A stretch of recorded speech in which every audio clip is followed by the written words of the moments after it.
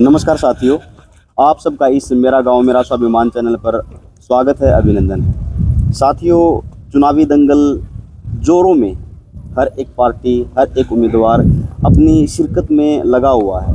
अपनी कुछ नए चेहरे हैं जो अपना भविष्य आजमाने के लिए इस धरा पर, क्रम भूमि पर अपनी ताकत के साथ, जुनून के साथ लगे हुए हैं ताकि वो इस राजनीतिक क्षेत्र में आके समाज की काया पलट कर सकें। कुछ ऐसे जुझारू हैं, कुछ जो पहले ही जो परिवार से ही जिनके राजनीतिक चली आई है, वो भी अपनी कमान संभाले हुए हैं। सारी बातों की जानकारी के लिए हम आज मिले हैं संदीप नैन कन्नल जी से, जिन्होंने अपना जीवन फौज में दिया है, देश की सेवा में दिए हैं। तो वो नए चेहरे हैं, बीजेपी पार्टी से महम विधानसभा क्षेत्र में सेवा की है।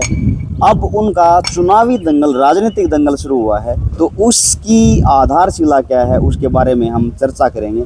आइएगा, मिलवाते हैं संदीप नैन जी कन्नल जी। नमस्कार जी। नमस्कार। आपका इस मेरा गांव मेरा स्वाभिमान चैनल पर स्वागत है, अभिनंदन। धन्यवाद विकास जी, बहुत बहुत धन्यवाद आपका। जैसे कि बात की गई है कि आप फौज से हैं, आपने देश की रक्षा के लिए वहाँ पे समय दिया है, ड्यूटी दी है, आपने बॉर्डर संभाला है। आप अपने सबसे पहले उस जीवन के बारे में और आपका जो ब्रीफली इंट्रोडक्शन है उसके बारे में इस चैनल पे हमारे दर्शकों को इंट्रो दीजिएगा।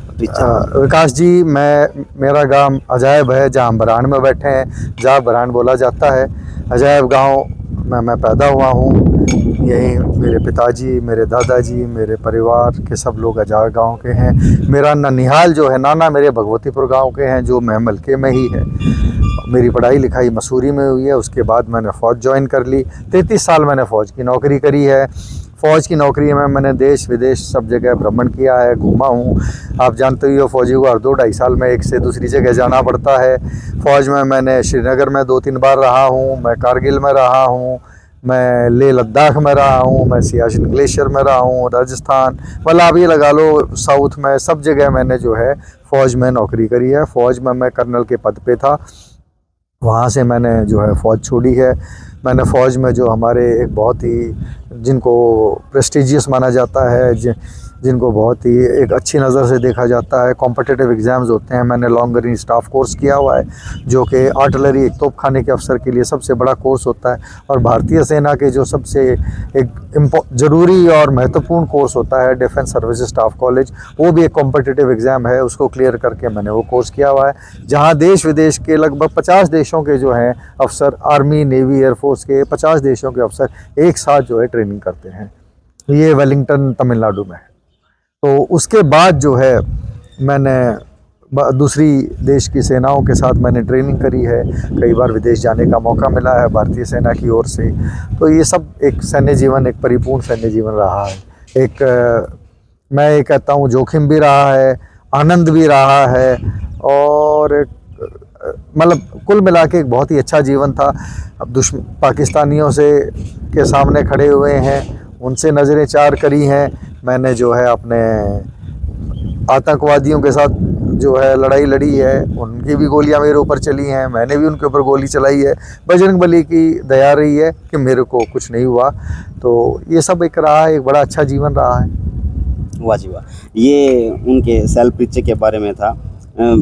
जैसे कि देश की आपने सुरक्षा बल में काम किया है जी, और अपना जीवन मतलब साफ छवि से जिया है जी। चुनावी दंगल और राजनीतिक दंगल में उतरने की क्या जरूरत थी? मतलब अक्सर ऐसी ही साफ छवि की जरूरत है हिंदुस्तान में, लेकिन फिर भी देखा जाए कहीं ना कहीं ऐसा माना जाता है कि साफ इंसान को इस दलदल से दूर ही रहना चाहिए। तो आपको ऐसा मन में ऐसी क्या बात आई कि मैं इस दंगल में उतर के ही कुछ करूँ?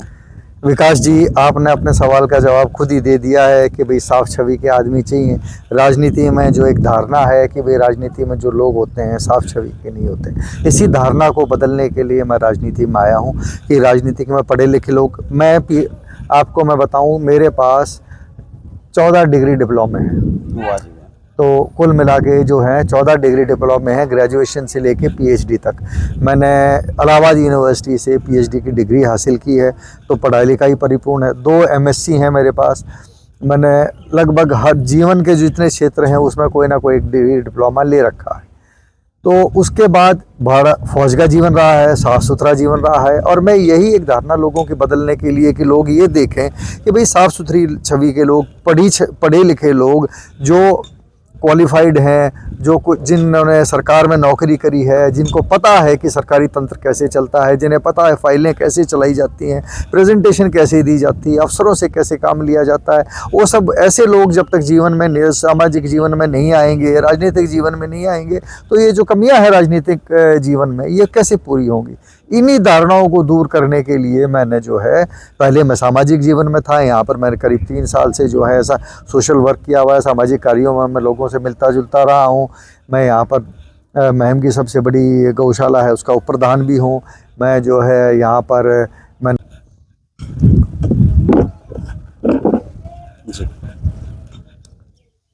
जो हो गया उसको ख़त्म कर दो, स्टार्ट करिए।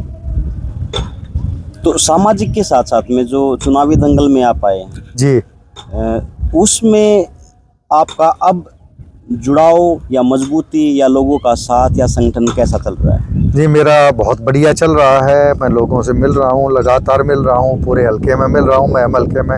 और जो मेरे को लोगों से जो रुझान मिल रहे हैं, जो रिस्पांस मिल रहा है, बहुत ही पॉजिटिव मिल रहा है और बहुत ही अच्छा मिल रहा है। आप जब इस शिरकत में पास होंगे जी, और जब ज़मीनी स्तर पर काम करेंगे तो किस शैली से काम करना चाहेंगे? देखिए शैली काम करने की तो मेरी एक ही जो फौज में थी वही रही है। हर आदमी से केस का काम करना है, हर वर्ग का काम करना है, पूरे समाज का काम करना है। फौज में मेरे पास एक टाइम में 1000 आदमी होते थे मेरी पलटन में। उनके देखभाल करना, उनके पूरे परिवार की देखभाल करना, मुझे हर एक आदमी का नाम पता था, मुझे उसकी क्या एजुकेशन क्वालिफिकेशन है वो पता थी, फ़ौज में उसने क्या कोर्स करने क्या नहीं करने वो पता था, मुझे उसके परिवार के बारे में सारा पता था, कितने शादीशुदा हैं, कितनों की शादी हो चुकी है, किसके कितने बच्चे हैं। तो मैं पूरा का पूरा उनकी देखभाल करता था। वही मैंने उसी मॉडल को मैंने महम में अपना के रखना है कि मेरे को हर गांव का, हर परिवार का पता होगा और मैं हर एक परिवार के साथ व्यक्तिगत रूप से उनसे जुड़ा हुआ रहूँगा। क्या क्या सुधार का आपका टारगेट रहेगा कि इस स्थल पर मैंने, इस जगह पे मैंने ये चीज़ मॉडिफाई करनी है? देखिए महम में कुछ मूलभूत समस्याएं हैं। अब जैसे मैं मानता हूँ पानी की एक समस्या है महम की सबसे बड़ी। महम शहर में और अब तो अधिकतर गांव में भी पीने के पानी की समस्या आने लगी है। तो महम शहर की जो पानी की समस्या है उसके साथ मैं काफ़ी दिन से जुड़ा हुआ हूँ। लगभग मैंने 1 साल से मैं इसके ऊपर ध्यान दे रहा हूँ। इसके साथ मैंने यहाँ पर ज़मीनी स्तर पर यहाँ के जो अधिकारी हैं जल विभाग के, उनसे बात करी है। जो महम शहर के लोग हैं उनसे बात करी है। मैंने चंडीगढ़ तक जो चीफ इंजीनियर हैं उनसे मिला हूँ, उनसे बातचीत करी है, उनसे मेरे पत्राचार भी हुआ है, चिट्ठियों वगैरह भी मैंने लिखी हैं इस चीज़ के सुधार के लिए। और मैं मानता हूँ इसमें सुधार जो है हो जाएगा। विधायक बनने के बाद जो है, अगर मैं विधायक चुना जाता हूँ तो 1 साल के अंदर महम के शहर की जो पीने की पानी की समस्या मैं दूर कर दूँगा। अब आती है एक गांव में पीने पानी की समस्या, उसके ऊपर भी मुझे पता है। भरान में भी मैंने देखा है पानी की जो है आरओ का पानी चल रहा है, यहाँ का भी मैंने स्टडी किया है, इसका भी मैंने ध्यान दिया है कि भी कितना पानी चाहिए, कितने लोगों को पानी चाहिए, उसके लिए ट्यूबवेल वगैरह की जो व्यवस्था है उसको भी मैं लगभग साल के अंदर पूरा कर दूँगा। अब आती है खेती के सिंचाई की पानी की व्यवस्था, वो भी आप देखिए इस बार बारिश नहीं हुई है और बारिश नहीं हुई साथ में नहर में भी पानी नहीं था। तो कहीं ना कहीं ये कमी मैं मानता हूँ हमारे जो जनप्रतिनिधि हैं इस समय के, जो और लोग हैं, उन लोगों ने इसके ऊपर ध्यान नहीं दिया है। किसानों को समय पे पानी नहीं मिला और इस वजह से इस बार धान की रोपाई में लोगों को काफ़ी नुकसान हुआ है। जो जैसे आपने नहर की बात की है, जी, किसानों को जो उसको ज़रूरत थी वो चीज़ पूरी नहीं हुई। तो जो किसानों की ज़रूरत पूरी नहीं हुई है, आम जनसाधारण की ज़रूरत पूरी नहीं हुई है, पहलवानों की ज़रूरत पूरी नहीं हुई है, किसान आंदोलन हुए हैं, उनमें जो हरियाणा प्रांत में, अपने महम में भी और पूरे हरियाणा प्रांत में जी त्रासरा आई है और लोगों में जो विरोध पैदा हुआ है, बीजेपी की मेजोरिटी में सीट आई थी मनोहर लाल खट्टर जी की, फिर गठबंधन की आई और अब और भी ज़्यादा टूटने की संभावना है। तो आपको उस आंकड़े, जो लोगों की आंकड़े दिखाई दे रहे हैं, जी। ये मतलब सच्चाई के तौर पे हैं या फिर लोगों को बरगला के हैं, या फिर आप इस चीज़ को क्या समझते हैं? नहीं, मैं नहीं मानता हूँ कि ऐसी कोई स्थिति आई है। जी बिल्कुल, कुछ सीटें कम हुई थी। इस बार मुझे पूर्ण विश्वास है कि भारतीय जनता पार्टी जो है मेजॉरिटी के साथ 55-60 सीट ज़रूर लेगी, ठीक है ना, और उसके साथ जो है एक पूर्ण बहुमत की सरकार बनाएगी। ये भ्रम फैलाया जा रहा है, कुछ लोग हैं जो इस भ्रम को पैदा कर रहे हैं। किसान कोई जो है बीजेपी से नाराज़ नहीं है। किसानों के, जो किसान ज़रूरतमंद किसान हैं, उनके खाते में 6,000 रुपये हर साल के आ रहे हैं, नियमित रूप से आ रहे हैं। और हमारे माननीय मुख्यमंत्री नायब सैनी जी ने इस बार प्रति किसान प्रति एकड़ 2,000 रुपये दिए हैं, जो लोगों का करीब 500 करोड़ रुपया वो भी लोगों के खातों में आना शुरू हो गया है। अपने आप ही दिए हैं, बिना मांग के दिए हैं। किसानों के लिए सब्सिडाइज रेट के ऊपर जो है खाद और यूरिया दिया जा रहा है। बाकी कई स्कीम्स आई हैं किसानों के लिए। पानी की जो समस्या है, मैं ये मानता हूँ सरकार की तरफ से नहीं है। इसमें क्या होती है, हमेशा खींचातानी रहती है उतने साधनों की। तो जो जनप्रतिनिधि है, मैं उनकी कमी मानता हूँ कि जो हमारे एमएलए हैं, उन्होंने इसके ऊपर ध्यान नहीं दिया। इस चीज़ के ऊपर उन्होंने जो है इतना ध्यान नहीं दिया कि भाई हमारे इलाके में पानी आए, पूर्ण रूप से पानी आए। जितना कि सिंचाई की योग्य कितनी भूमि है, कितना पानी चलेगा, किस समय पर कितना चलना चाहिए, वो जो है उन्होंने ध्यान नहीं दिया है। यदि वो ध्यान देते तो ये समस्या नहीं आती। और पहलवानों का जो भी है, ये जो चीज़ें आई हैं, कुछ एक भ्रम पैदा किया गया है कि भाई सरकार और लोगों के बीच में जो है एक कड़वाहट लाने का, लेकिन वो कड़वाहट ला नहीं पाए। और मैं नहीं मानता कि जो है लोग सरकार के विरोध में है। मैं तो जहाँ पर भी जा रहा हूँ, जो मेरे को जैसा लोग मिल रहे हैं, जुल रहे हैं, रिसेप्शन जैसा मेरा हो रहा है, लोगों के बीच में आना जाना हो रहा है, लोग तो बहुत खुश हैं, तभी तो मेरे से जुड़ रहे हैं और तभी तो मेरे को मिल रहे हैं, तभी मेरे साथ लोग चल रहे हैं। अगर ऐसा होता तो लोग ना मेरे से जुड़ते, ना मेरे से मिलते और ना मेरे साथ चलते। आपका सैन्य जीवन देखा, सामाजिक जीवन देखा, आपका विजन देखा जी, और पार्टी के प्रति आपकी लॉयल्टी देखी। जी जी, कि जैसे आप लॉयल्टी से बातें कर रहे हैं जी। आपको कितना समय हुआ है बीजेपी ज्वाइन किए? बीजेपी समय ज्वाइन किए हुए मुझे ज़्यादा समय नहीं हुआ है, लेकिन बात समय की नहीं होती है। क्या है, एक विचारधारा की बात होती है। और बीजेपी की एक राष्ट्रवादी विचारधारा है, राष्ट्र सर्वोपरि है, सबसे ऊपर राष्ट्र है। उस चीज़ को लेकर जब आप चलते हैं तो इसमें ये फ़र्क नहीं पड़ता कि आप जल्दी आए हैं, लेट आए हैं। जो लोगों के एलिगेशन लगे हैं, जैसे जो झंडे फहराए जाते हैं, स्लोगन दिए जाते हैं, वो राष्ट्रवाद के रहते हैं, जो विचारधारा दी जाती है राष्ट्रवाद की रही जाती है, लेकिन राष्ट्र को सशक्त करने के लिए जो कदम रहते हैं, जो सोच रहती है, विजन रहते हैं, एकत्रित करने की जो भावनाएं रहती हैं, हर एक वर्ग के लिए काम करने की जो रहती है, हर एक इंसान को मजबूत करने की जो रहती है, उनके वादे हैं, लेकिन धरातल पे कहीं ना कहीं उस चीज़ से पीछे हैं। नहीं, मैं नहीं मानता विकास जी, मैं आपकी बात से सहमत नहीं हूँ। देखिए, नारा दिया है, किसने दिया है? पहली बार सबका साथ सबका विकास। माननीय प्रधानमंत्री जी ने, ये जो है नरेंद्र मोदी जी ने नारा दिया, सबका विकास हो रहा है। आप अपने ही गांव में ले लीजिए, ऐसा कौन सा वर्ग है समाज का जिसको कि सरकारी स्कीम्स का फ़ायदा नहीं पहुंचा है? अगर आप देखें, हर एक वर्ग को मिला है, खासकर उस वर्ग को मिला है जो अब तक वंचित रहा है। अब तक जितने भी लोग वंचित रहे हैं, जिनके पास संसाधन नहीं पहुंचे हैं, उनको डायरेक्ट खाते में पैसा आ रहा है, उनके लिए घर बन रहे हैं, उनके लिए टॉयलेट्स बन रहे हैं, उन छोटे किसानों को पैसा मिल रहा है। तो ऐसा नहीं है कि ये नहीं किया जा रहा है। राष्ट्र को आप देखिए, हमारी जो है आज हम दुनिया की 5वीं सबसे बड़ी अर्थव्यवस्था है। कहाँ हम 14वें 15वें नंबर पे थे आज से 5-7 साल पहले, अब हम जो है 5वें नंबर पर आ गए हैं। और जो हमारे राष्ट्रीय, जो हमारी बीजेपी की और माननीय प्रधानमंत्री की सोच है कि 2027 तक हम जो है दुनिया की तीसरी सबसे बड़ी अर्थव्यवस्था होंगे।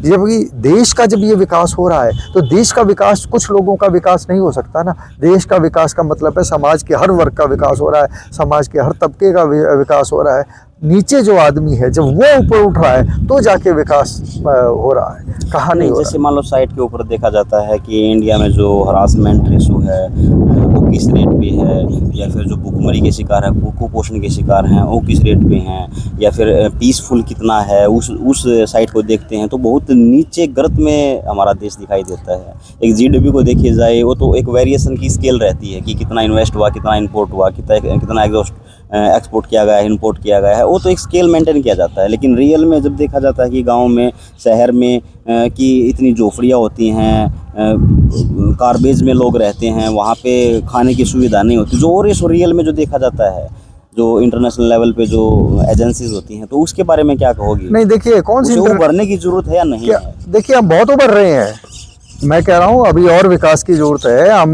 2047 तक जो है एक डेवलप्ड नेशन बनने का जो हमारे माननीय प्रधानमंत्री जी ने जो हमको एक विज़न दिया है, जो सोच दिया है, वो अपने आप में बहुत बड़ी सोच है।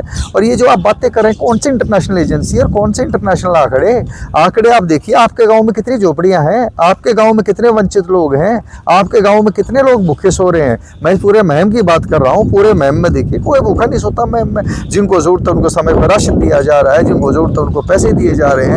लड़कियों के लिए जो है अभी विद्यार्थियों के लिए, लड़के लड़कियों के लिए, सबके लिए जो है फ्री बस सर्विस कर दी गई है। सबको प्लॉट दिए जा रहे हैं, घर बनाए जा रहे हैं, टॉयलेट्स बनाई जा रही हैं। जो वंचित समाज है उसको दिया जा रहा है। इंटरनेशनल आंकड़े कुछ भ्रामक हैं, कुछ लोग हैं जो हमारे देश के बारे में उल्टा सीधा बोलते हैं। और जीडीपी कोई आंकड़ा नहीं है, संतुलन नहीं बनाया जाता। जीडीपी एक वो हार्ड आंकड़े हैं कि आपके देश ने कितने कमाए और कितने खर्च करे। जो आपके देश की ग्रॉस डोमेस्टिक प्रोडक्ट है कि हमारे देश ने पूरे साल में, एक साल में कितना क्या हमारे देश ने प्रोड्यूस किया, उसका और ये आंकड़े कोई अपनी तरफ से नहीं बना सकता।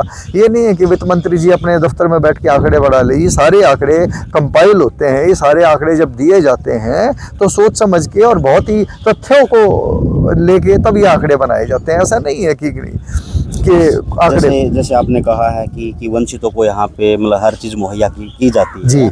लेकिन जैसे पोर्टल के माध्यम से देखा जाता है, मैं भी समाज में रहता हूँ, घूमता हूँ फिरता हूँ, तो लोगों की जो आक्रोश की बात है वो सुनने में आती है। लोग कहते हैं कि पोर्टल के माध्यम से जो उनकी रियल में इतनी सैलरी नहीं होती, जो दिखाई देती है, जिसकी वजह से उनको वो चीज़ें मिल नहीं पाती। जैसे बहुत सारे आधार कार्ड के बेस पे या फैमिली आईडी के बेस पे जो उनके राशन कार्ड कटे हैं, बहुत सारे लोगों की पेंशनें भी कटी हैं इस चीज़ में, जो वंचित हैं लेकिन और ज़्यादा परेशान हो गए। उनको कैसे सुनिश्चित करेंगे कि वास्तविकता है? जी, ये कुछ अगर ऐसी समस्याएं हैं उसका सरकार निस्तारण कर रही है कि कहीं कोई गड़बड़ हो गई है किसी कारण से। अगर आधार कार्ड में देखिए, आधार कार्ड बनवाना और चेक करना एक व्यक्तिगत हर आदमी की अपनी खुद की जिम्मेवारी होती है।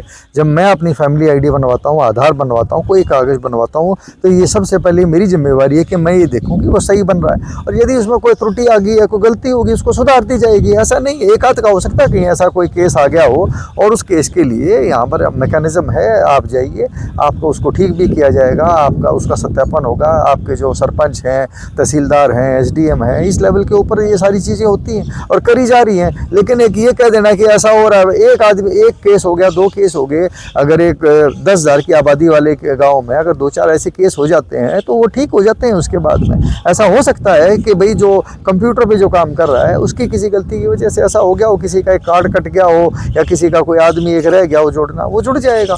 एक भ्रामक बात जैसे लोग बोलते हैं कि बीजेपी में जाने के बाद लोगों का विजन रहता है, एक दृश्यता देखते हैं, उसमें इन्वॉल्व हो जाते हैं या फिर माइंड वॉश करते हैं लोगों में। जैसे आप जैसे बीजेपी सरकार के पक्ष में रह के ये जो बात कर रहे हैं, इंटरनेशनल लेवल की भी की, नेशनल लेवल की भी की, सुधार की भी, विजन की बात, सब चीज़ की है जी। मेरा पूछने का तात्पर्य ये है, सवाल ये है कि बीजेपी सरकार में जाके उसी की स्तुति करना एक दायित्व बन जाता है या फिर धरातल पे भी जाके लोग देखते हैं? देखिए, बीजेपी की मैं कोई स्तुति नहीं कर रहा हूँ, मैं बीजेपी की अन्यथा तारीफ नहीं कर रहा हूँ। जो सरकार ने काम किए हैं मैं आपको केवल वही गिनवा रहा हूँ। आप सड़कें देखिए, आप महम में रहते हैं, महम के चारों तरफ आप राजस्थान जाते हैं, आप वो हाईवे देखिए जिस पे अब आप जाते हैं, और 10 साल पहले क्या था वो देखिए। रेल देखिए, महम में 10 साल पहले रेल नहीं थी, आज रेल आई भी है। 10 साल में रेलवे लाइन डल गई है चारों तरफ। महम से आप निकलें, आप महम से जयपुर जाइए, महम से चंडीगढ़ जाइए, महम से दिल्ली जाइए, महम से पंजाब जाइए, महम से आप जम्मू कटरा जाइए, चारों तरफ आपके ये जो सड़कों का, हाईवेज का जाल बिछ गया है, रेलवे का जाल बिछ गया है। ये कैसे बिछ गया? बिना विकास के बिछ गया। अच्छा ये बताइए, जब ये हाईवे बन रहे हैं, जब इनका कंस्ट्रक्शन हो रहा है, तो ये क्या कोई ऊपर से जिन्न आ रहे हैं या भूत आ रहे हैं जिनको बना रहे हैं? कौन बना रहे हैं इनको? हमारे लोकल आदमी बना रहे हैं। जब ये बन रहे हैं तो लोगों को काम मिल रहा है ना। बिना काम करे ये हाईवे कैसे बन गए? ये रेलवे लाइन कैसे बन गई? ये जो एयरपोर्ट्स बन रहे हैं ये कैसे बन गए? ये जब सारी चीज़ें बन रही हैं, इसका मतलब लोगों को काम मिल रहा है, इनके ऊपर गाड़ियाँ दौड़ रही हैं, इनके तो लोगों का विकास हो रहा है। जिस जगह जाने में हमें पहले 8 घंटे लगते थे, अब वहाँ 4 घंटे में पहुँच रहे हैं। हमारे तेल कम लग रहा है, समय बच रहा है। तो ये क्या हो रहा है? इससे सारी विकास की चीज़ें हैं, ये सारी विकास हो रहा है। ये कह देना कि नहीं विकास नहीं हुआ, पर मेरे गांव के साथ से एक यहाँ से मैं भरान के, अब हम जहाँ से बैठे हैं मुझे हाईवे दिख रहा है, जहाँ हम बैठे हुए हैं मेरे पीछे जो है हाईवे चल रहा है जिसके ऊपर गाड़ियाँ दौड़ रही हैं, बड़े बड़े ट्रक दौड़ रहे हैं, 4 लेन हाईवे है। तो जब ये हाईवे बना है, कैसे बना है? इस बनने में जो पैसा खर्च हुआ है वो लोगों ने काम किया है, तो उससे विकास हुआ है, इस पूरे इलाके का विकास हुआ है। जो हाईवे के ऊपर ज़मीन आ गई, उस ज़मीन की कीमत देखिए आप 20 से 30 गुना 40 गुना बढ़ गई है। तो ये क्या विकास नहीं है? और कैसा विकास चाहिए आपको? अच्छा है जो आपका एक्सप्लेनेशन है जी। और जो आपका वक्तव्य है जी। स्पष्ट है, साफ है, विजन है। जी आने वाला जो समय है करीबन 1 महीना इलेक्शन का बचा है जी और सीट अभी नॉमिनेट नहीं हुई है। जी। तो ये कितना समय और लगेगा बीजेपी सरकार के द्वारा, पार्टी के द्वारा ये स्थापित करने में कि ये हमारे महम विधानसभा क्षेत्र के उम्मीदवार हैं? जी देखिए, कई लोग सीट टिकट के लिए प्रयास कर रहे हैं और जल्दी ही मैं मानता हूँ 2-3 दिन के अंदर जो है फैसला पार्टी कर लेगी किसको टिकट देना है। जिसको भी टिकट मिले, हम सब ने मिलके, मेरा ये है कि मुझे मिलती है या किसी और को मिलती है, तो जितने भी हम बीजेपी के जो हम टिकट के लिए जो हमको प्रयास कर रहे हैं, सब मिलके महम में कमल खिलाने का प्रयास करेंगे और मेरा पूर्ण विश्वास है कि इस बार महम में कमल खिलेगा।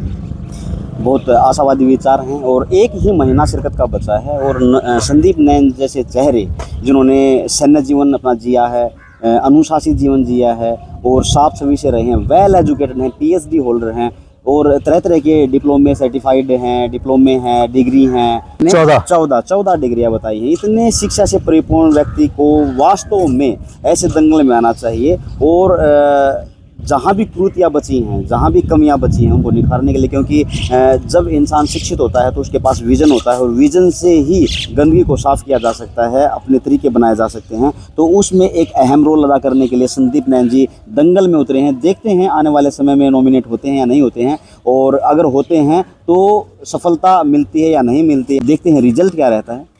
तो इसी के साथ हम जब रिजल्ट की घोषणा होगी, टिकट की घोषणा होगी, फिर से मुलाकात करेंगे और फिर से विचार लेंगे और देखते हैं कि इस शिरकत में चलते हुए, विज़न के साथ चलते हुए कितना कुछ परिवर्तन कर पाते हैं। मिलते हैं नेक्स्ट वीडियो में, तब तक के लिए नमस्कार, जय हिंद।